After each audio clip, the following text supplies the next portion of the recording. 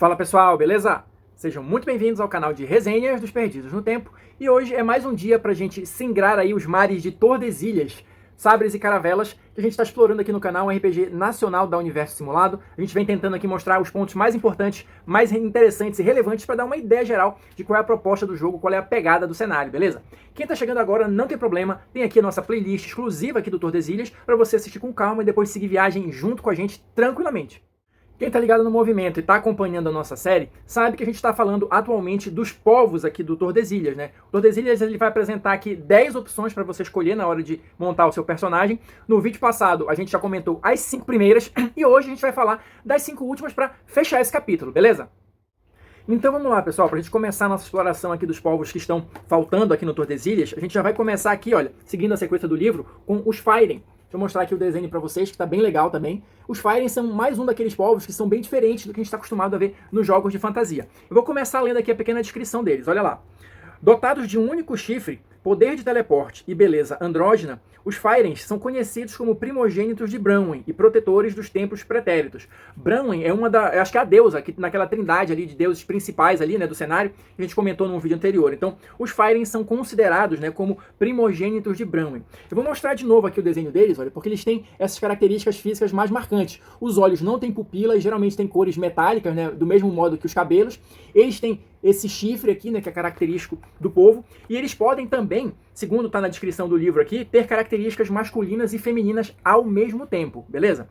Na sequência aqui, para a gente pegar o resumo, né, e dar aquelas estatísticas básicas, a gente vai ter aqui os exemplos, né, dos nomes típicos dos Fairen, com uma observação aqui. Seus nomes não possuem gênero e nem sobrenome, beleza? E aqui, olha, para a gente avançar para a questão do resumo e da formação, a gente vai ter as seguintes informações.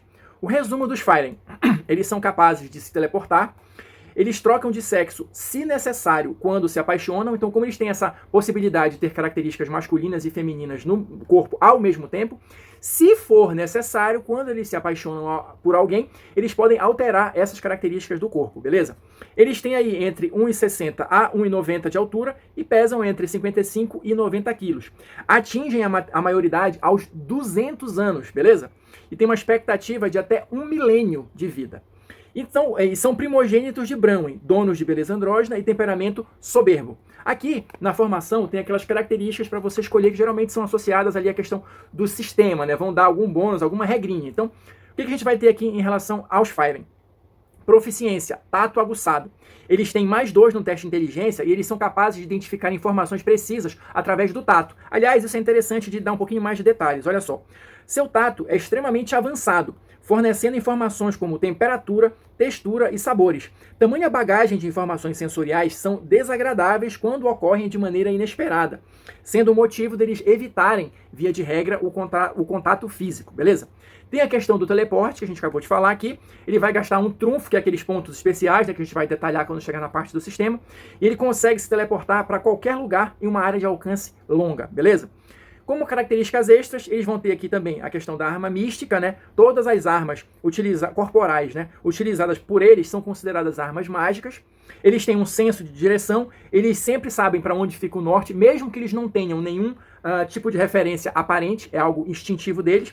E eles têm também um teleporte avançado, ou seja, de um determinado ponto em diante, eles podem não só teleportar eles mesmos, mas também outras pessoas. Seguindo adiante, o próximo povo que a gente tem aqui para comentar são os humanos, beleza? E o que o livro vai falar para a gente sobre esse povo? Olha só. Abundantes, versáteis e complexos.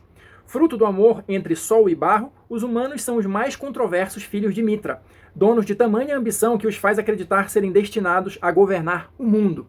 Então aqui a gente já tem algumas informações interessantes. Os humanos são o povo maior quantidade, né, nesse cenário aqui, estão espalhados por diversos reinos, tá? A gente vai ver isso aqui também, olha, na questão dos nomes. Cada tabela dessa são sugestões de nomes variando de acordo com o reino, tá? Então os humanos, de fato, são os mais numerosos aqui no cenário. Mas isso não quer dizer que seja uma coisa boa, tá? Olha só esse detalhe aqui em relação a eles. Eles foram os inventores da pólvora, isso aqui é interessante de colocar, né? E usaram isso para garantir, de alguma maneira, a suposta supremacia deles, né, através da força. E eles têm o que o livro chama aqui de destino manifesto. Olha lá. Uma interpretação da Bíblia Sagrada das Antigas Revelações sugere que os filhos de Mitra são destinados a governarem Alexandria, extinguindo as demais espécies, talvez isso explique a arrogância natural da raça que avança sobre o mundo como se fossem os únicos em importância. Ou seja, já coloca aqui os humanos numa condição de se acharem superiores de alguma forma, tá? O que dá excelente para você utilizá-los como antagonistas, né? Se você quiser pegar essa característica aqui, já dá para fazer um vilão bacana só com essas poucas informações. A gente vai ter aqui, para a gente fechar, o resumo, né, e a formação dos humanos. Então vamos lá pelo resumo para trazer mais algumas características. O povo mais abundante do mundo, são versáteis, complexos e controversos, estão destinados a extinguir as demais espécies, segundo a interpretação lá, né, do Destino Manifesto, tem entre 1,60 e 1,90 de altura e pesam entre 55 e 90 quilos. A maioridade ocorre aos 15 anos, com uma expectativa de vida de 70 anos aqui no cenário, beleza? Versáteis feito o barro, adaptam-se a qualquer circunstância. E por último, aqui no resumo, dizem os feéricos, humanos são filhos de Mitra, mas foram educados por Beelzebub, que são os dois outros integrantes daquela trindade de Deus que a gente comentou já em vídeos anteriores, beleza? Em relação à formação dos humanos, aqui tem várias características, justamente porque a gente vai ter aqui algumas que são relacionadas a reinos específicos, beleza? Mas vamos dar uma passada geral aqui, selecionando as mais interessantes para a gente comentar. A versatilidade dos humanos se traduz em termos de sistema a mais um em um atributo que você vai escolher aí na hora de criar o personagem, tá? Você tem aqui características extras de arquétipos, tá? Então, você tem um armamento preferido, se você for um combatente, né, tiver um arquétipo combatente, você dá mais um de dano com uma arma específica que você vai escolher. E se você for um conjurador, você tem uma magia extra, ou melhor dizendo, 2 magias extras, tá? No primeiro, no quarto e no 8º nível. Características de nações, tá? Então você tem aqui cheiro de sangue, se você for da nação de Alamã. Você sente cheiro de sangue fresco com um alcance próximo, se você for bem sucedido no teste de inteligência. Você pode se comunicar com a sua montaria, se você for de Nova Camelot.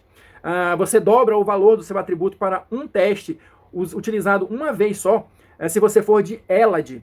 Né? Você ganha mais 2 no teste de resistir à magia, se estiver segurando um símbolo da fé, se você for de Castelia.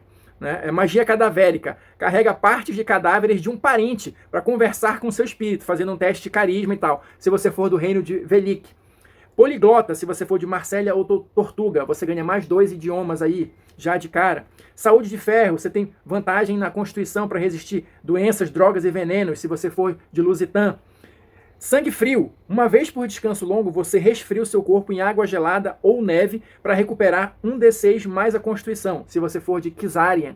Né? E por fim, você tem um senso místico, se você for de Versalhes ou de Santa Lúcia, que lhe permitem ter, se você tiver sucesso no teste de inteligência, identificar os poderes de uma especiaria. Ou seja, os humanos, até pela amplitude do alcance ali, né, do povo e pelos diversos reinos, são os que vão ter mais opções aqui dessas características extras, claro, variando ali de acordo com o local que você nasceu ou, como o livro coloca aqui, foi criado.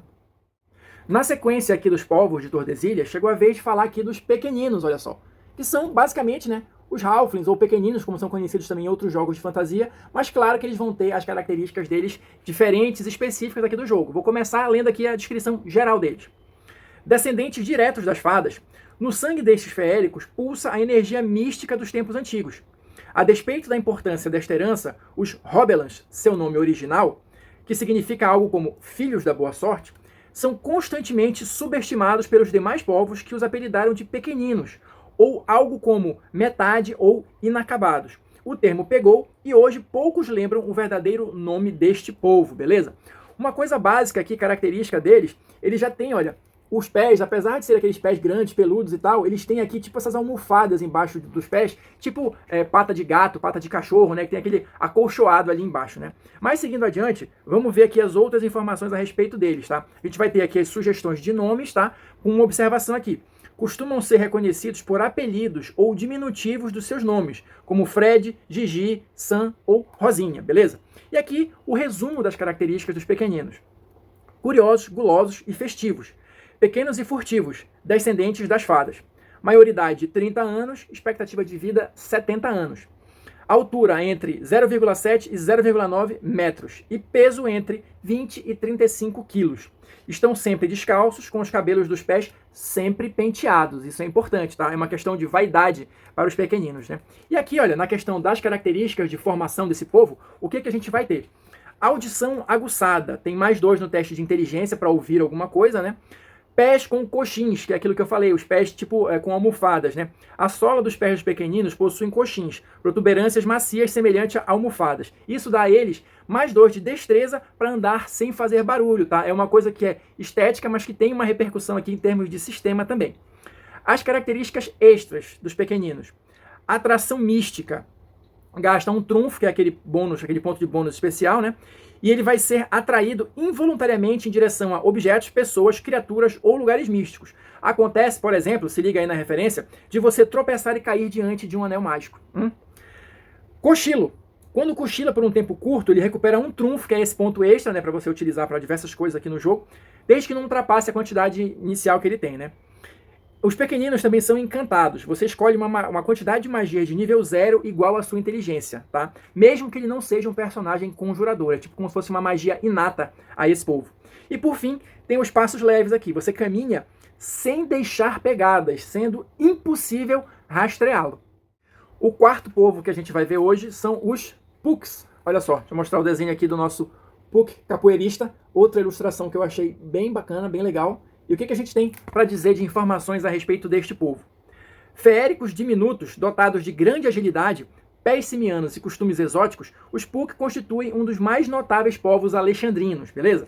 Eu vou partir aqui direto para a questão dos nomes e do resumo deles, tá? Então, em relação aos nomes, o que a gente tem aqui de interessante para comentar aqui? Tem a observação. Os nomes deles lembram onomatopeias, tá? Então tem aqui, por exemplo, Plok, Kabum, Snikt, Banff, né? Enfim. Puks não adotam sobrenomes. Ao invés disso, se apresentam citando sua árvore genealógica, o que pode chegar a mais de 3.000 nomes. Se um Puk começar a citar sua árvore genealógica, talvez seja melhor pedir para que ele pare no tataravô. Enfim. Resumo dos Puks. Curiosos, festivos e inquietos. Gostam de colecionar objetos inusitados. Maioridade aos 15 anos, expectativa de vida aos 30, tá? Pequenos e dotados de pés em formato de mãos, tá? Medidas entre 0,9 e 1,20 metros.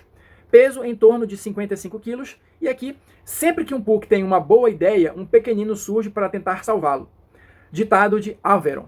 Enfim, já dá para ter uma ideia aqui de como é que é o comportamento deles. Enfim, em relação às características e à formação dos Puks, o que a gente destaca aqui? A questão dos pés simianos aqui, né? Dos pés em formato de mão. Eles permitem você atacar, manipular objetos e dão mais 2 em teste de destreza para você escalar, né? Visão no escuro. Enxerga no escuro em preto e branco a uma distância próxima. E as características extras, corrida quadrúpede. Tem vantagem em destreza sempre que eles correrem usando pés e mãos simultaneamente. Tem magias extras, tá? Ganham 2 magias no primeiro, quarto e no 8º nível, se forem do antecedente conjurador, do arquétipo, né? Conjurador. E a religião Puk. Se obtiver sucesso em um teste de carisma, você pode pedir auxílio a um dos inúmeros deuses, né, para que ele traga algum conselho, alguma aventura para você. Tá? Os Puks, isso aqui é interessante de comentar, eles têm um deus para tudo. Então eles vivem citando um monte de coisa e ninguém sabe se é verdade ou não, mas para eles sim. Então isso aqui também vai ter um pequeno reflexo nas mecânicas do jogo. E finalmente, para a gente fechar aqui o conteúdo, nosso quinto povo de hoje e 10º no total, né, no geral, são os Sereianos. Tá? Então tá aqui o desenho. O que a gente tem para explorar a respeito desse povo? Olha só. Por séculos, esta raça foi considerada fruto da imaginação libidinosa dos bardos, uma mentira a mais na boca ébria desses boêmios, até recentemente constatarmos sua existência. Criaturas de magnífica beleza, capazes de assumir cauda de peixe para nadar livres pelo oceano. Um detalhe interessante aqui já de cara. Os sereianos, eles podem andar na superfície, né, no seco, vamos colocar assim, porque eles só manifestam a questão da cauda, né, e das guelras, mostrando aqui o desenho de novo, quando eles entram em contato com a água, beleza? Então por isso que eles conseguem, de fato, se infiltrar, como parece ser, né, a agenda, né, do povo como um todo. Olha só, os nomes dos sereianos aqui, como observação. São impronunciáveis para os seres da superfície, desacostumados com requintes da comunicação subaquática. Por isso, adotam versões simplificadas dos seus nomes, sem fazer distinção de gênero, beleza? Resumo aqui dos sereianos.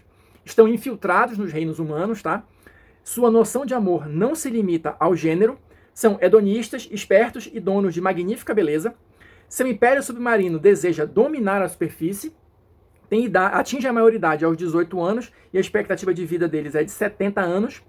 Tem entre 1,60 e 1,90 de altura e pesam entre 60 e 90 quilos. São parecidos com os humanos e assumem cauda de peixe quando molhados, tá? Então, os sereianos, eles têm esse aspecto aqui, essa aura de mistério, porque segundo as informações iniciais aqui do livro, eles de fato estão infiltrados ali, têm planos de dominação da superfície.